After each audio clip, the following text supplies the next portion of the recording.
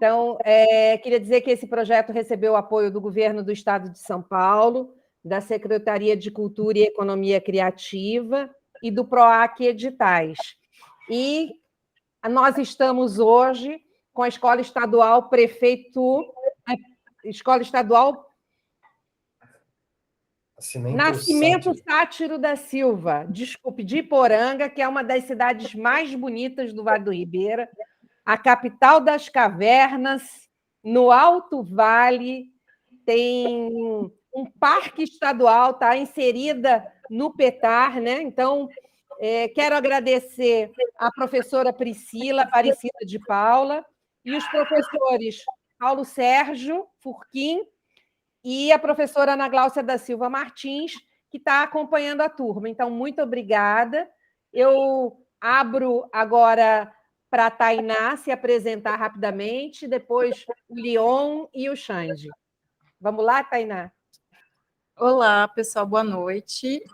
Eu sou Tainá Almeida, eu participei, sou diretora e roteirista do Sobre Olga, que foi o média-metragem que ganhou a categoria de média-metragem da mostra, e espero que vocês tenham assistido, tenham gostado.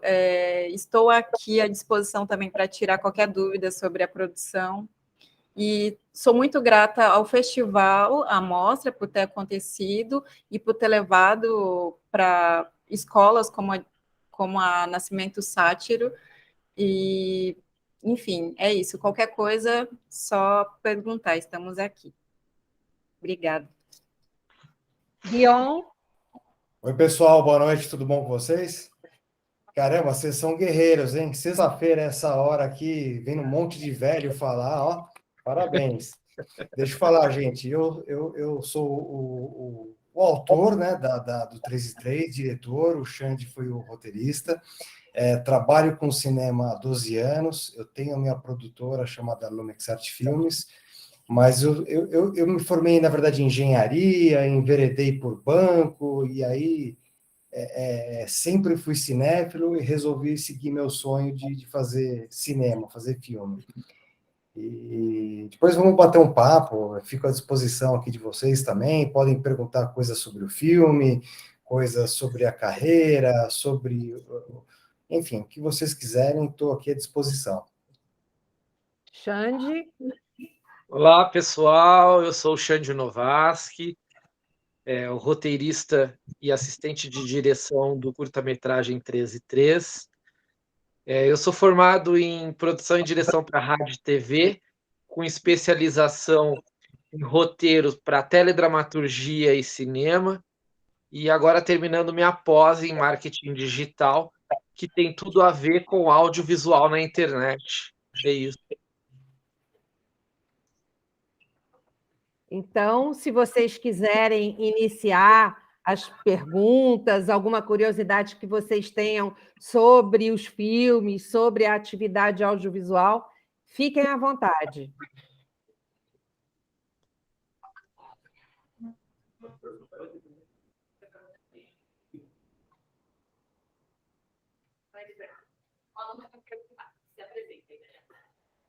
Prazer, meu nome é Daniel. Eu queria saber de onde saiu a ideia para esse filme, para o Leon. Da onde surgiu a ideia do 3 então, é bem legal essa história. Teve uma fase da minha vida, Daniel, eu não sei porquê, eu sempre acordava entre 3 e 3:30 da manhã, mas era toda noite.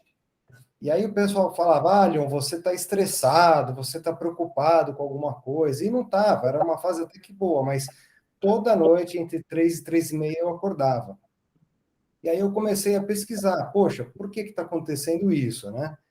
Então, falei com amigos meus médicos, eles falaram, é questão hormonal. Fiz exame e não achei nada.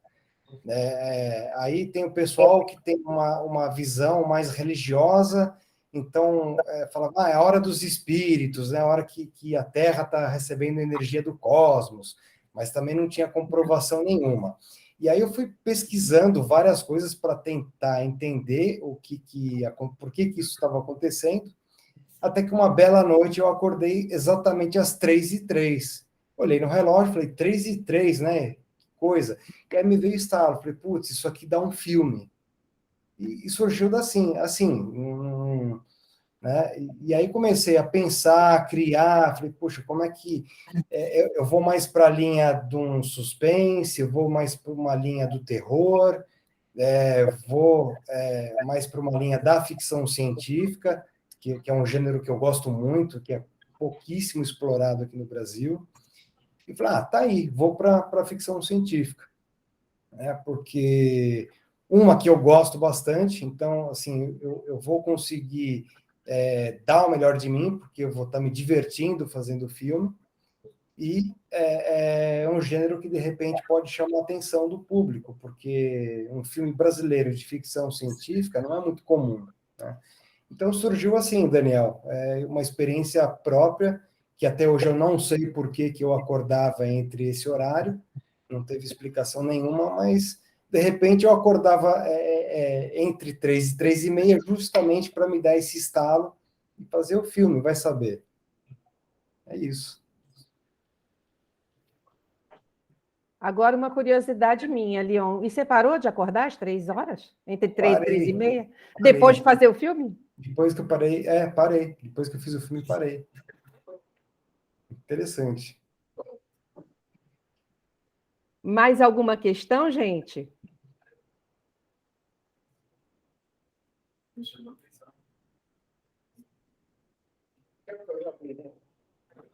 Comentário, assim, ela foi Olga, né? Me chamou bastante a atenção. Tem como chegar mais um pouco perto? A questão do áudio. Aí dava uma impressão que a personagem ela tinha um problema auditivo, alguma coisa assim. É isso mesmo? Qual seria a intenção nessa questão do áudio ser daquela forma? Qual que é o seu nome? Paulo Sérgio. Paulo Sérgio. A questão sonora, não sei se é pela a questão da dor de dente que ela tem, né? E essa dor que é um som que, na verdade, a gente tenta trabalhar uma camada subjetiva dela, como se fosse uma camada psicológica, em que essa dor faz ela, remete ela ao mundo fantástico, ao mundo dos sonhos, surreal, sabe? Essa dor que ela vive no dia a dia, que é real, faz ela ter essa visão com o sobrenatural, né, entre aspas, dessa senhora. Ela cria esse universo, né? A senhora que ela talvez olhe com um olhar, assim, às vezes amedrontado, com certo receio, na verdade, não passa de uma senhora inofensiva e normal, tranquila, assim, da comunidade dela. Então, o som, ele trabalha essa questão para trabalhar metaforicamente o que se passaria na cabeça dela, nesse universo que não é real. E, enfim, aí a gente tenta construir por meio do som também. Mas muito legal a sua pergunta, gostei bastante. Respondida? Pode perguntar. De novo, Daniel, eu queria perguntar, assim, o que vocês tentaram retratar nesse filme, qual que é... Qual que é a mensagem do filme? Vocês tentaram passar? Isso. Tá. Eu acho que tem algumas mensagens, Daniel. Eu acho que a primeira, talvez mais importante, é que é na dificuldade que a gente cresce.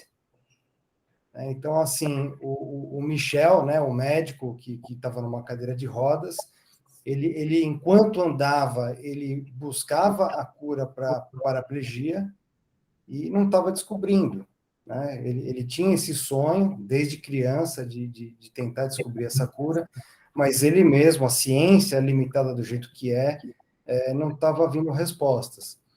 Então, a gente optou por, no roteiro, colocar ele numa cadeira de rodas, para ele passar por essa dificuldade, sentir a dificuldade na pele, e aí sim ter até mais elementos, ou mais vontade, ou mais garra de correr atrás dessa busca. né? Então, essa é uma primeira mensagem, né? A segunda mensagem é uma coisa mais ampla, né? Assim, o universo ele é enorme, gigantesco. A gente não consegue nem ir para Marte, o homem foi no máximo até a Lua. Será que do outro lado da galáxia, será que em outra galáxia não existe vida? Né? E é engraçado porque a gente vê os cientistas, gente da mídia, jornalistas, a própria NASA, falando, lá não existe vida como a nossa. Lá no planeta XPTO não existe água, a temperatura lá é muito quente, é muito fria, não tem oxigênio. Né? Então, de uma certa forma, a gente, como na Idade Média, a gente continua olhando para o próprio umbigo. Né? Na Idade Média, as pessoas acreditavam que a Terra era o centro do universo e que o Sol girava em torno da Terra. Né? A gente acreditava que nós éramos o modelo, né? Nós somos o centro. E eu acho que a cabeça das pessoas não mudou muito. Né? Hoje sabe-se que a Terra orbita em torno do Sol, mas os cientistas eles estão procurando vida fora da Terra, em lugares onde a temperatura é semelhante igual da Terra, onde existe água que nem tem aqui na Terra, onde as temperaturas são agradáveis, onde existe oxigênio. Né? E quem diz que para a vida se desenvolver precisa de tudo isso? A vida aqui no planeta se desenvolveu com as condições que o planeta estava lá no início da história. Né? Quem garante que em outro planeta, do outro lado da galáxia, não vai se desenvolver uma vida, uma forma completamente diferente do que a nossa, mas ainda assim vida?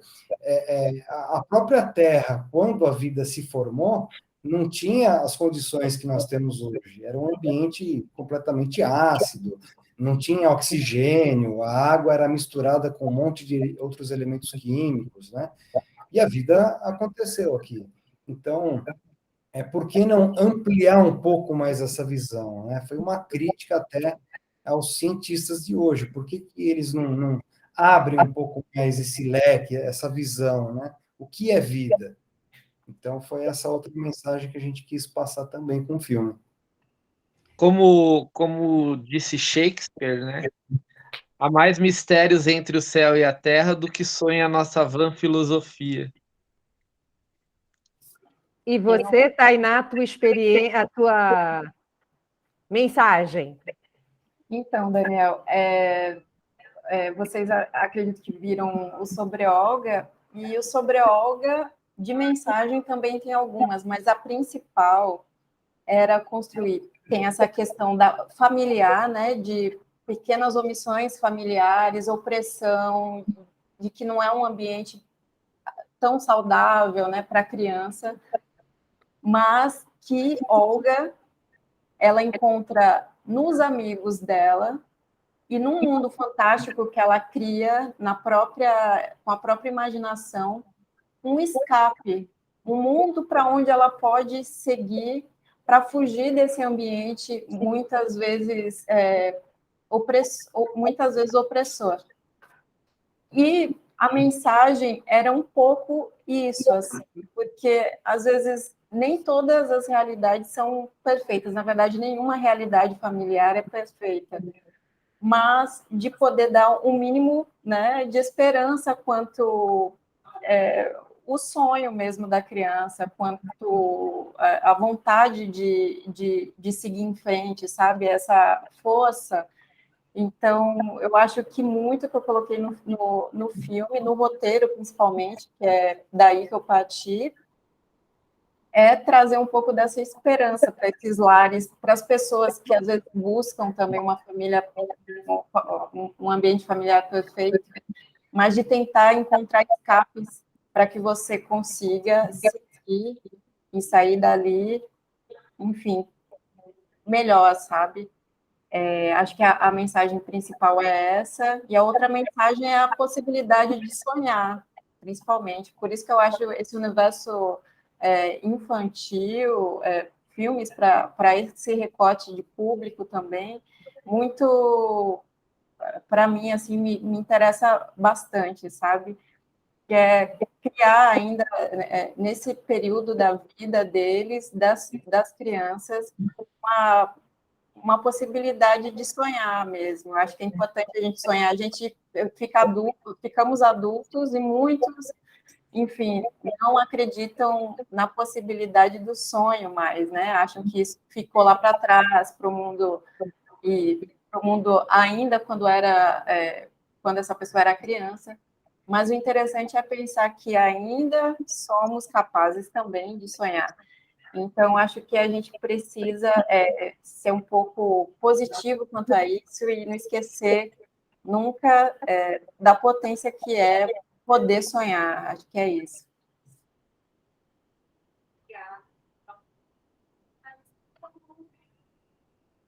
Muito obrigado. Obrigada. Uma aluninha aqui está perguntando de onde são os atores que participaram dos vídeos. Eu tenho que saber o local. E o local onde vocês fizeram as gravações. Quer responder, Tainá? Aproveita que já está embalada, depois eu falo. Eu estava na faculdade, em Foz do Iguaçu, Paraná, e a primeira coisa que eu queria era retratar uma família que é pouco retratada, mas que é a maioria na sociedade, que era uma família negra, uma família de pessoas negras, que é a realidade brasileira, que as pessoas a grande maioria das pessoas poderiam ir ao cinema e se reconhecer, e assistir e ver pela primeira vez, se sentir representado. Para eu encontrar os atores e trabalhar com atores mirins, não é coisa fácil, é muito difícil, e não atores também, porque eu estava num local, Foz do Iguaçu, que é oeste paranaense. É um trecho que não tem cinema comercial ou uma indústria ou algo assim que faça com que se tenha atores profissionais. Então, o começo foi do zero. Eu queria também, como exercício, como eu ia trabalhar com não atores, eu identifiquei uma comunidade que era de ocupação, que para mim era uma comunidade muito bonita, que tinha atividades sociais, principalmente que aconteciam lá, de chegar nessa comunidade e identificar essas crianças. Então, a gente chegou, era um lugar meio educacional que tinha, que era quase um clube, assim, que a prefeitura tem em vários locais, que tem atividades culturais, tem piscina, coisas assim para as crianças fazerem. A gente abriu uma oficina para essas crianças, que eram também de rede pública e tal. Eles se inscreveram e a gente ia fazer oficinas lúdicas, contexto, conversar, a gente contava, elaborava de forma literal e não técnica o roteiro, e conversava com eles para entender o que eles achavam, se eles acreditavam naquilo, e a gente foi, aos poucos, identificando as crianças. E depois a gente passou um tempo trabalhando com eles o texto do curta. Aí foi praticamente assim que aconteceu, da gente identificar esses não atores e, aos poucos, ir trabalhando eles para que eles pudessem atuar frente às câmeras. Leon. Tá, vamos lá. Bom, o pessoal que trabalhou comigo, com exceção do Dr. Steven, né, que falava inglês por telefone, que é um não ator, todos os demais são atores, né? O Adriano, que é o Dr. Michel, eu já tinha trabalhado com ele 2 vezes, e, na verdade, a gente fez uma preparação com ele que demorou uns 2 meses, né, Ale? Sim. 2, 3 meses, né, para preparar ele, né? Ele teve que emagrecer, enfim, treinar o inglês, treinar o personagem, treinar a andar de cadeira de rodas, foi uma preparação bem, bem legal. O Adriano, que fez o Michel, e a Dedé, que fez a Márcia, a secretária dele, são aqui de São Paulo, eu já tinha trabalhado com eles. O Ian o Ian Bowes, que fez o Dr. Steven, ele é inglês, mas mora aqui no Brasil já há alguns anos. O Michel criança, lá na fogueira, na cena da fogueira com o pai. O garoto contracenou com o pai dele mesmo, na realidade. Ele é um ator mirim, mas o pai não é. Esqueci, ele não era um ator, o pai. Eles são de São José do Rio Preto, e eles vieram, na verdade, não para São Paulo, eles vieram para uma cidade aqui do interior de São Paulo, chamada Arujá. A gente gravou aquela cena da fogueira no interior de São Paulo, em Arujá. E o filósofo é um amigo nosso, né, Ale? Sim. O Dimas, ele é de Taubaté, aqui também, interior de São Paulo. Então, a gente fez uma mescla aqui.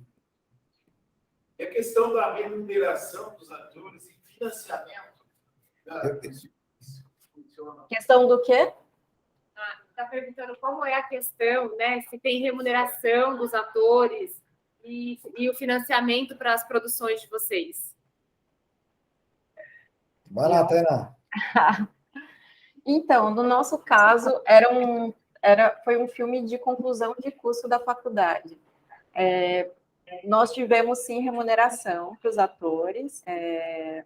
Eles até nem esperavam, né? Porque viram vários estudantes na época fazendo o filme e acharam, enfim, ficaram bem felizes quando souberam da remuneração, que a gente fez questão, na verdade, de dar, porque a gente abriu um crowdfunding, que é essa vaquinha online, sabe? Vocês apresentam o projeto, aí pedem para as pessoas ajudarem o projeto, e nessa arrecadação a gente conseguiu, na época, R$5.000.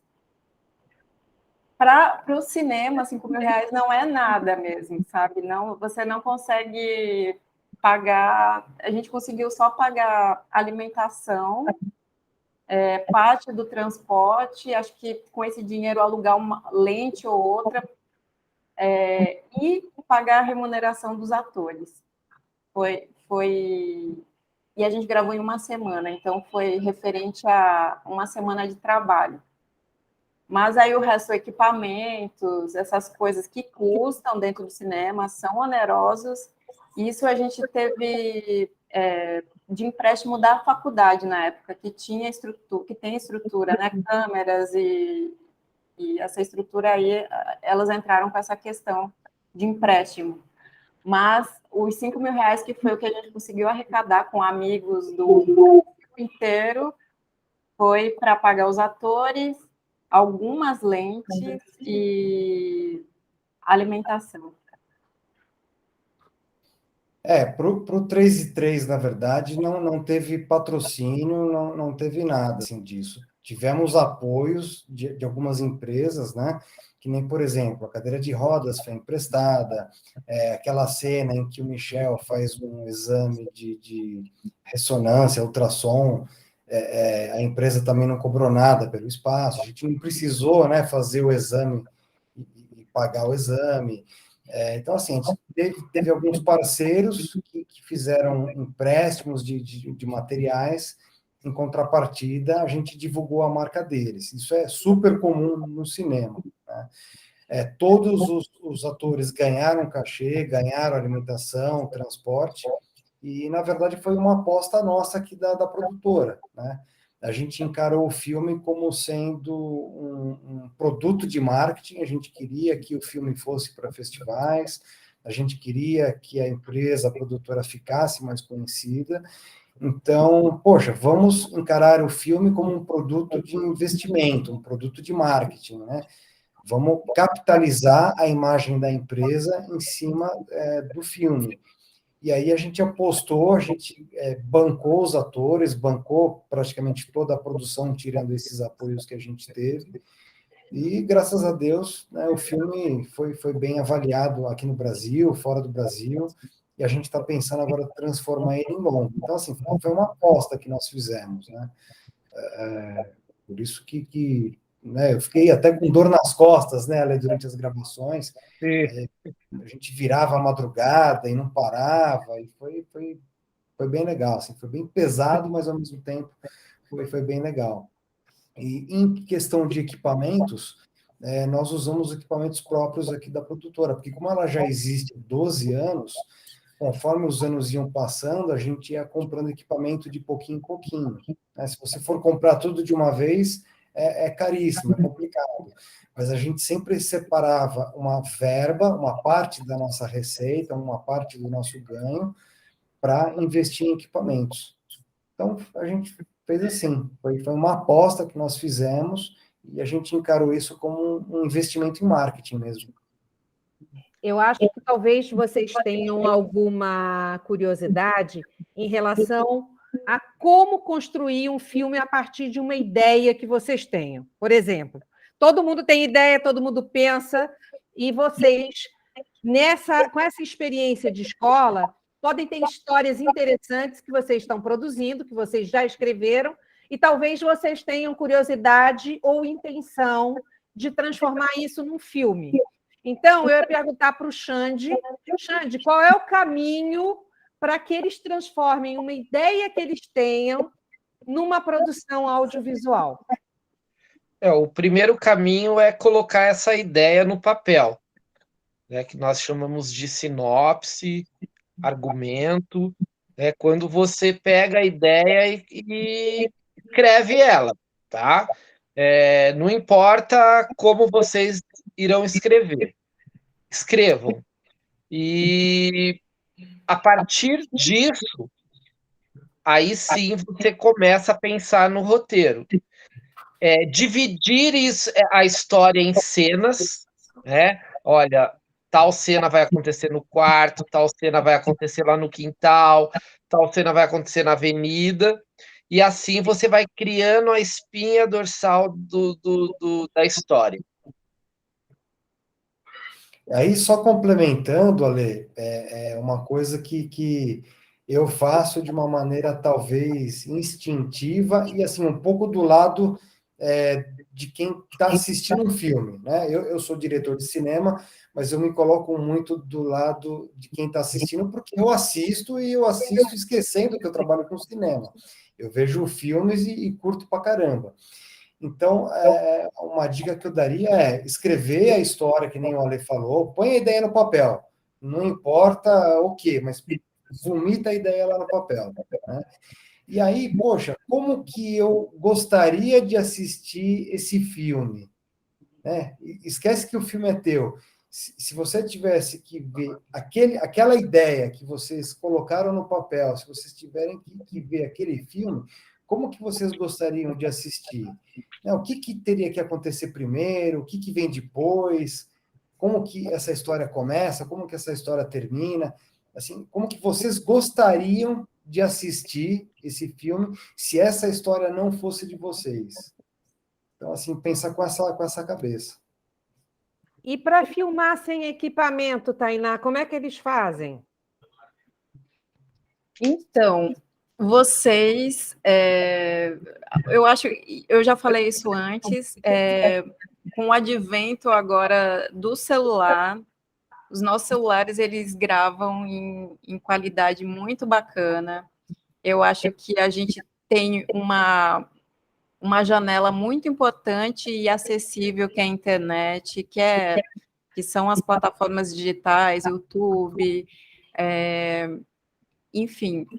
Acho que vocês não podem se privar de fazer por conta de equipamento. Isso a gente aprende ainda na faculdade, a gente tenta se adaptar com os instrumentos que a gente tem, e que é possível, sim.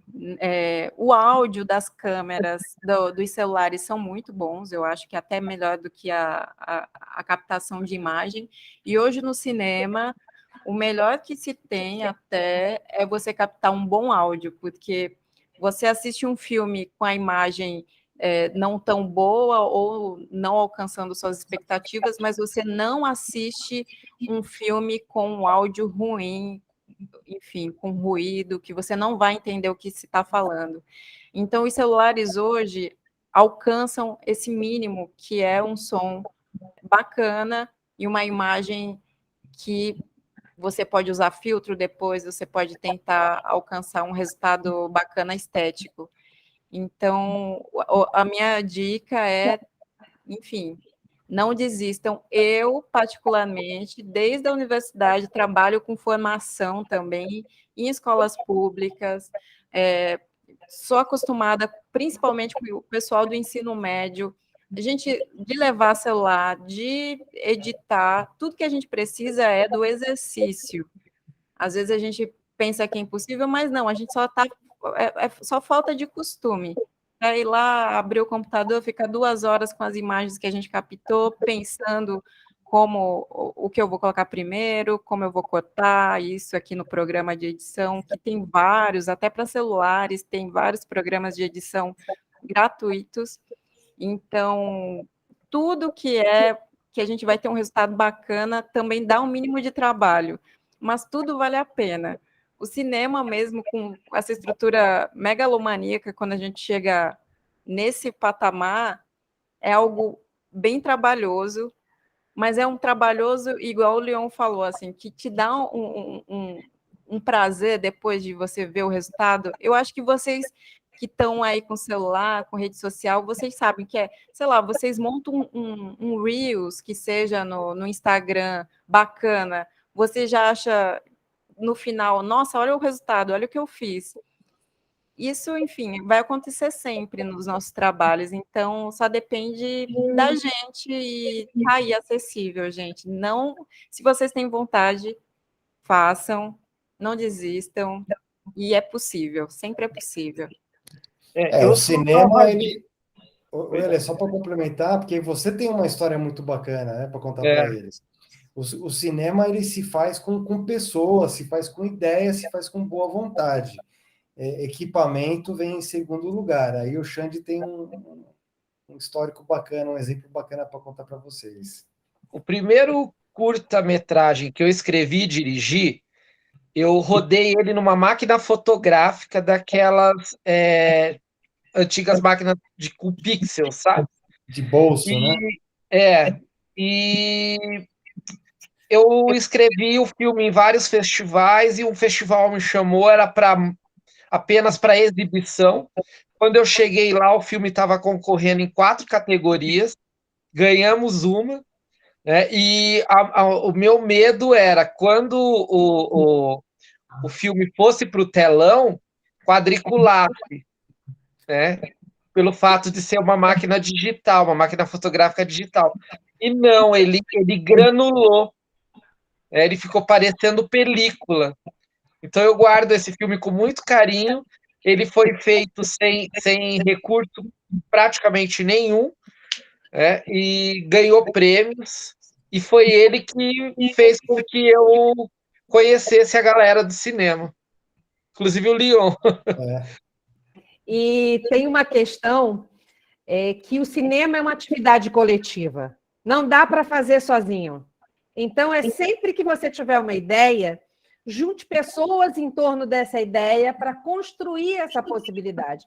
Porque o cinema, o audiovisual, é uma atividade que se faz de forma coletiva, que se faz em grupo, e assim é que tem que ser, e só funciona se for assim, né? Então, tem sempre uma divisão de tarefas.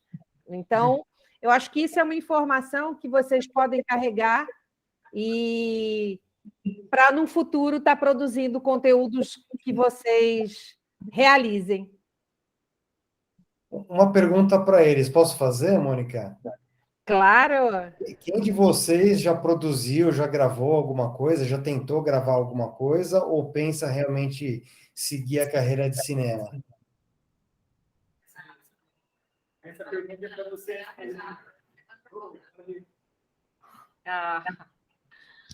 Isso é um perfil do pessoal de cinema, ser quietinho. Ai, ai. Qual é teu nome? É porque tudo acontece aqui, ó. Qual é teu nome? Você que já gravou, já? Ou quer, né? Acho que ele quer trabalhar com. De novo. É uma pergunta para a Xande. Como que foi para você participar dessas gravações desse filme? Olha, Eu amo o audiovisual, estar no meio da equipe é extremamente prazeroso. Eu descobri o quanto eu amava o audiovisual no dia em que eu comecei a gravar. As horas passaram e foi totalmente diferente dos empregos tradicionais que eu tinha, onde eu ficava olhando no relógio, meu Deus, tem que dar 6 horas da tarde logo para eu ir embora. E não. Né? Então, estar no set de filmagem, escrever um roteiro, é tão prazeroso que eu nem vejo a hora passar, cara. Obrigado por responder a pergunta. Opa. E a gente podia lançar um desafio aí para eles, né? Para eles realizarem um filme curtinho e depois mandar para a gente assistir. O que vocês acham? Perfeito. Nós temos um cineasta aqui com intenção, né? Tem um monte de gente que escreve histórias, né, professora Priscila? Temos alunos interessados em cinema porque assistiram o que nós propusemos. Então, o que você acha, professora Ana e professor Paulo Sérgio? Teremos condição de assistir um filme rodado em celular pelos nossos meninos aí de Poranga? Porque cenário não falta, né? Com certeza. Então, com certeza dá sim para fazer. Inclusive, nós já temos algumas produções de alunos, né? Algum professor de arte, a gente estimula essa questão da produção de vídeos, né? E está quase chegando a hora deles produzirem os vídeos deles também. E aí, é hora de fazer, né? Utilizar, aproveitar da questão da nossa natureza aqui, dos nossos espaços, né? Mandar ver, né? Uma coisa que eu queria perguntar, assim, na verdade, quando vai colocar a ideia no papel, a gente vê essa questão do storyboard. Aí eu gostaria que vocês colocassem um pouco disso aí também. Quer falar, Leon, do storyboard? Manda bala, Lê, manda bala. O storyboard O roteiro, né? Que é a tua especialidade. são desenhos, né, do que seria a projeção. É uma projeção das cenas em desenhos, já com os ângulos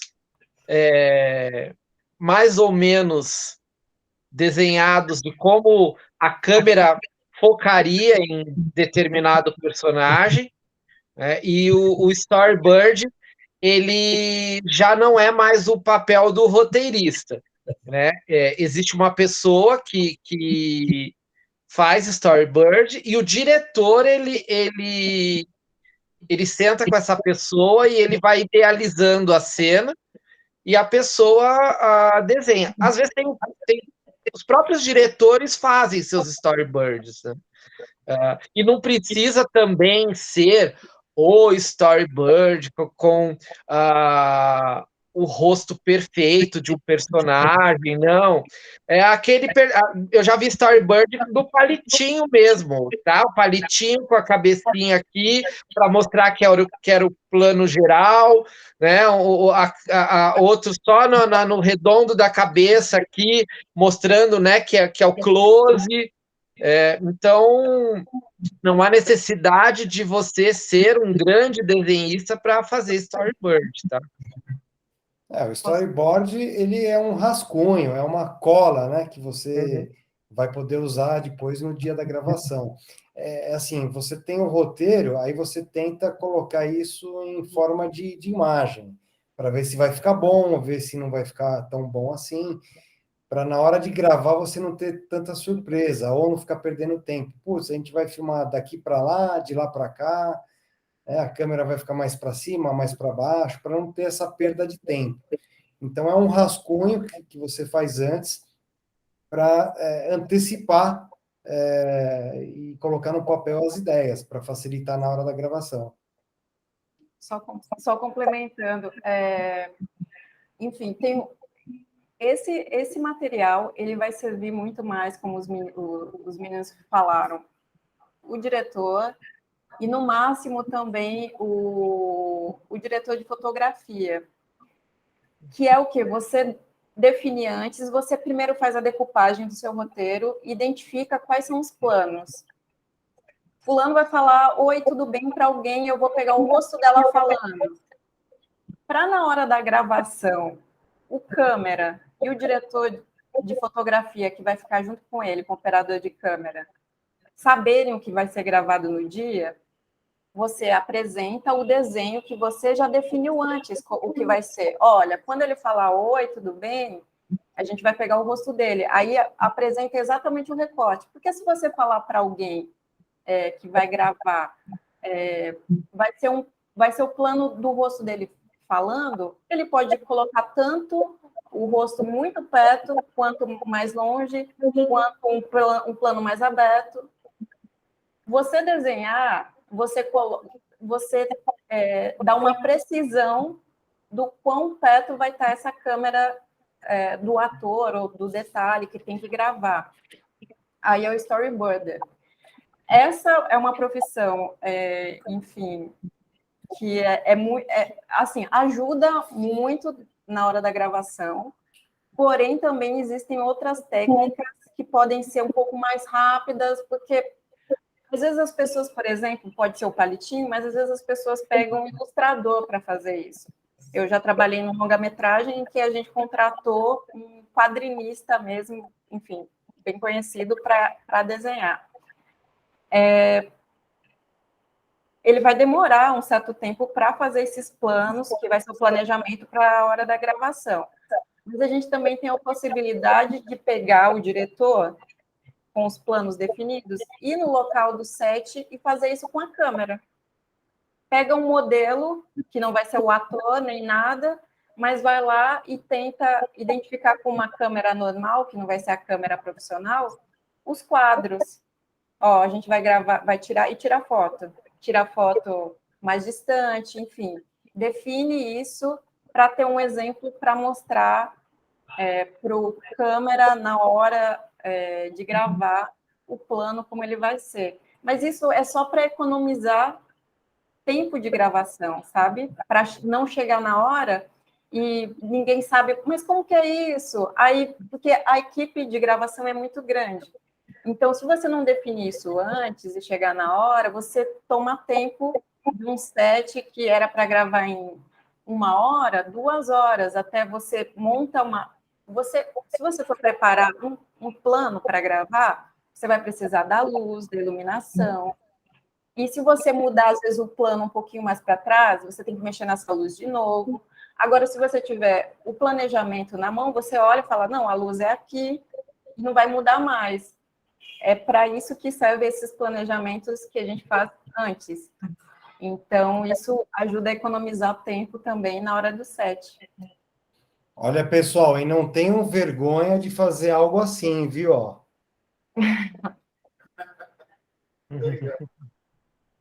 Né, Ale? Funciona. Funciona. Uma outra coisa que eu queria falar também, que existe uma questão com cinema, que cinema é só o diretor ou o roteirista, ou o fotógrafo, ou o diretor de fotografia. Aí tem uma pessoa que quer, talvez, ser diretor ou escrever roteiro, mas talvez aí também tenha uma pessoa que queira ser o cenógrafo, fazer a cenografia, pensar no cenário. Tem alguém que goste muito de figurino, de moda, queira entrar como diretora de arte, ou alguém que só goste de organizar as coisas e queira estar organizando a mobilidade das pessoas, a alimentação, transporte. Tem gente que se dá bem nessas áreas. Então, lembrar que cinema ele movimenta um grande número de profissionais. Não é só o diretor de fotografia, ou o diretor geral, ou o roteirista. Então, talvez a gente possa, até mesmo aí dentro da turma, ter pessoas com habilidades para ainda dentro do cinema, sabe? Ou até ser ator também, né? Atriz também vai contribuir dentro de um filme. Então, só lembrar que tem várias funções, como disse a Mônica, é uma arte coletiva, então é todo mundo junto. Então, o que é isso? Eu adoro direção de arte também, tá? Como eu sou diretora, a gente gosta de muita coisa, na verdade, né? Diretor gosta de muita coisa.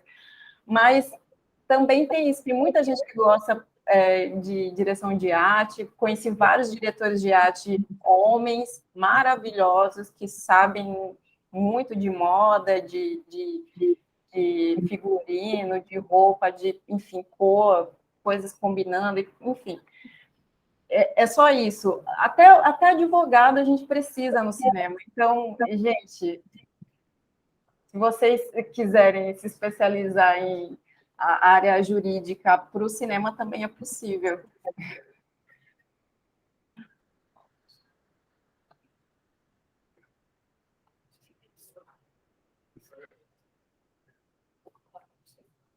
E para quem gosta de horror, a maquiagem é um elemento super importante também, né, gente? Para quem gosta de filme de terror, de horror, os monstros, os efeitos são muitas vezes feitos com maquiagem. Eu lembro que uma vez eu cheguei num set e eu olhei e falei, mas como que eles fizeram essas teias de aranha, né? E eles pegavam cola de isopor, colocava num pedacinho de isopor, começava a bater os dois isopores assim, e ia passando, ia formando as teias de aranha. Então, assim, essa é a mágica do cinema. Gente, a gente tem 5 minutos para encerrar, professora Priscila. É isso? Bom, então eu acho que se vocês quiserem, Xande, Leon, Tainá, se despedir da turma. Antes eu queria agradecer profundamente por estar nos recebendo aí em Iporanga. Tenho certeza que a gente gostaria muito de estar aí presencialmente nessa conversa com vocês. Vamos ver se a gente realiza uma mostra presencial para poder levar até vocês alguma atividade estar mais perto. Então, muito obrigada pela escola nos receber, pela escola Nascimento Sátiro da Silva, professora Priscila, professor Paulo Sérgio, professora Ana Gláucia, muito obrigada, e muito obrigada aos alunos, porque foi extremamente participativa essa nossa conversa. Então, vou encerrar aqui com esse agradecimento e passar rapidamente para vocês. Vai lá, Tainá, primeiras damas. Quero agradecer vocês, alunos, pela paciência, por terem assistido nossos filmes. É muito importante ter pessoas para assistir o trabalho que a gente faz, para as pessoas verem. Agradeço aos professores, à escola, à mostra, em nome da Mônica, toda a equipe, e ao Leon e ao Xande por estarem aqui partilhando também esse momento. Muito obrigada. Vocês fiquem à vontade também, se quiserem adicionar em rede social, fazer pergunta ou tiverem curiosidade, fiquem à vontade. Bom, pessoal, queria agradecer vocês pelas perguntas. Assim, foi um prazer enorme, né, poder responder, tirar essas dúvidas de vocês. É pena que o tempo é super curto, né? Voou essa 1 hora aqui, foi a jato. Parece que foi 10 minutos. E aí, assim, eu me coloco à disposição, caso vocês tenham alguma dúvida futura, alguém pensou em alguma coisa, teve alguma ideia, enfim. Os professores de vocês têm contato com a Mônica tem o meu contato, qualquer coisa passa o meu WhatsApp, o meu e-mail, e fico à disposição para qualquer dia aí hora do dia, da noite, final de semana, é um prazer tirar dúvida, tá bom, gente? Xande, obrigado por participar aqui com a gente. Tainá, você é sensacional. Mônica, e isso aí, gente. Bem, eu quero agradecer a todos os alunos, aos professores, à escola. Adoro Iporanga, Caverna de Santana, muita saudade daí. Quero agradecer a Mônica, a Tainá, a Leon, Eduardo, aos seus filhos, Mônica, e um ótimo final de semana para todo mundo.